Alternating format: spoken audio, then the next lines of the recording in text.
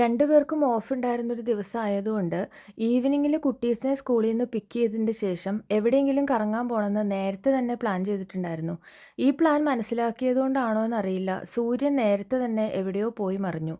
അതുപോലെ തന്നെ നല്ല മഴക്കോളും കയറിയിട്ടുണ്ടായിരുന്നു. അപ്പോൾ പിന്നെ ഔട്ട്ഡോർ ആക്ടിവിറ്റീസ് എന്നുള്ള പ്ലാൻ മാറ്റി വെച്ചിട്ട് നമ്മൾ നേരെ ഷോപ്പിംഗ് ചെയ്യാമെന്ന് തീരുമാനിച്ചു. അങ്ങനെ വന്നത് ടെസ്കോയിലോട്ടാണ്. ടെസ്കോയിൽ നിന്ന് ഒരു ഷോപ്പിംഗ് കാർട്ടൊക്കെ എടുത്തിട്ട് അത് തള്ളിക്കൊണ്ട് പോണത് എൻ്റെ മോനാണ് കേട്ടോ. 2 വയസ്സുള്ള ആള് പുഷ് ചെയറിൽ കയറി ഇരിക്കണേന് പകരം ഇറങ്ങി നിന്ന് തള്ളിക്കൊണ്ടിരുന്ന ഒരു കഥ അവനുണ്ട്. അപ്പോൾ പിന്നെ ഇപ്പൊ പറയണ്ടല്ലോ. അല്ലെങ്കിലും ആമ്പിള്ളേര് ഇങ്ങനെ തന്നെയാണല്ലോ.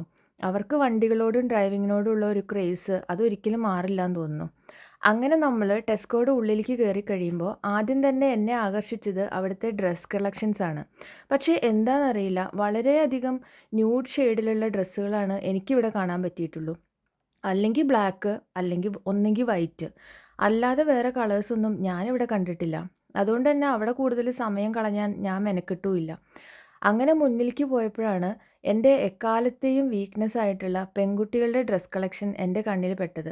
അതും വൈറ്റും നീലയൊക്കെ തന്നെ ഉണ്ടായിരുന്നുള്ളൂ. എന്നാലും അത് കണ്ടു നിൽക്കാൻ എന്തോ ഒരു ഭംഗിയാണ്.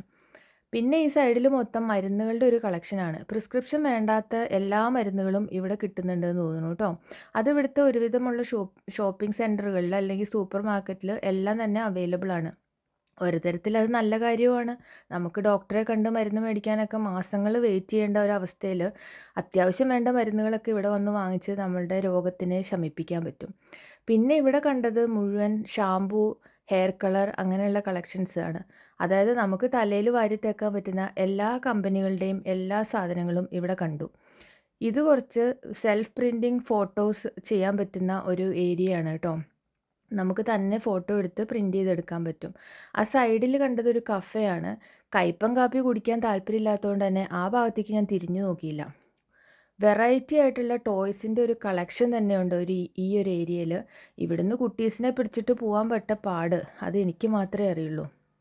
ഈ സൈഡിൽ നമ്മൾ കാണുന്നത് സ്റ്റേഷനറി ഐറ്റംസ് ആണ്. ബുക്ക്, പേന, പെൻസിൽ അങ്ങനെയുള്ള സ്കൂളിലേക്ക് വേണ്ട കാര്യങ്ങളെല്ലാം തന്നെ ഇവിടെയുണ്ട്. അതും നല്ല ഭംഗിയിൽ അവർ ചെയ്തു വെച്ചിട്ടുണ്ട് കേട്ടോ. അങ്ങനെ തേരാപാര തെണ്ടി തിരിഞ്ഞ് നടന്നതിൻ്റെ ഇടയിൽ നമുക്ക് എന്താ വാങ്ങണ്ടേന്നുള്ള കാര്യം നമ്മൾ മറന്നും പോവും. പണ്ട് തൊട്ടേ ഷോപ്പിങ്ങിന് ഒരു ലിസ്റ്റ് ഉണ്ടാക്കി വെച്ച് പോകുന്നൊരു സ്വഭാവമൊന്നും എനിക്കില്ല. അപ്പോൾ ഞങ്ങൾ രണ്ടുപേരും അങ്ങനെയൊക്കെ തന്നെയാണ് കേട്ടോ. അപ്പോൾ കാണുന്ന സാധനങ്ങൾ നമുക്ക് ആവശ്യമുണ്ടെന്ന് തോന്നുകയാണെങ്കിൽ എല്ലാം കൂടെ പെറുക്കി നമ്മൾ കാർട്ടിലേക്ക് ഇടും. സമ്മറിൻ്റെ ഒരു സ്റ്റാർട്ടിങ് ആയതുകൊണ്ട് തന്നെ വെറൈറ്റി ആയിട്ടുള്ള ഫ്രൂട്ട്സിൻ്റെ കളക്ഷൻസ് ഉണ്ട്. അപ്പോൾ കുറച്ച് പൈനാപ്പിളും വാട്ടർമെലണൊക്കെ നമ്മൾ വാങ്ങിയിട്ടുണ്ടായിരുന്നു. അതുപോലെ തന്നെ ഇവിടെ നമുക്ക് തന്നെ വെയിറ്റ് നോക്കി എടുക്കാനുള്ള ഓരോ ഓപ്ഷനും ഉണ്ട്. അപ്പോൾ രണ്ടുപേരും കൂടെ ഒരു പഴമാണ് അവിടെ വെയിറ്റ് നോക്കിക്കൊണ്ടിരിക്കുന്നത്. പിന്നെ ബെറീസിൻ്റെ കളക്ഷൻസ് ഉണ്ട്. അവിടുന്ന് കുറച്ച് നമുക്ക് ഇഷ്ടമുള്ള ബെറീസൊക്കെ നമ്മൾ എടുത്തിട്ടുണ്ടായിരുന്നു.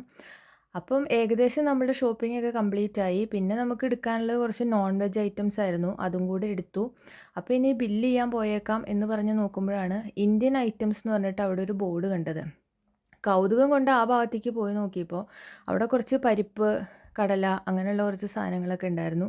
പിന്നെ കണ്ടത് പപ്പടമാണ്. പക്ഷെ അത് നാടൻ പപ്പടം ആയിരുന്നില്ല. നമുക്ക് നോർത്ത് ഇന്ത്യയിലൊക്കെ കിട്ടുന്ന ടൈപ്പ് പപ്പടമായിരുന്നു. അപ്പോൾ അതുകൊണ്ട് പിന്നെ അതിനെ നമ്മൾ ഒഴിവാക്കി.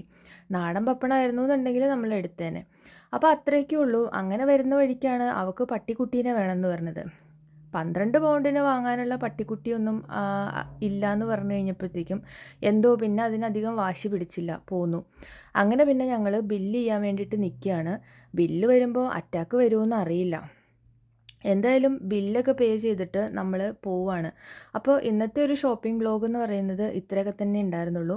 പ്ലാൻഡ് ആയിട്ടുള്ള ഒരു ഷോപ്പിംഗ് ഒന്നും ആയിരുന്നില്ല. കിട്ടിയതൊക്കെ വാരിപ്പെറുക്കി, അത്രയേ ഉള്ളൂ. ഇത് കാന്താരിയാണ് കേട്ടോ.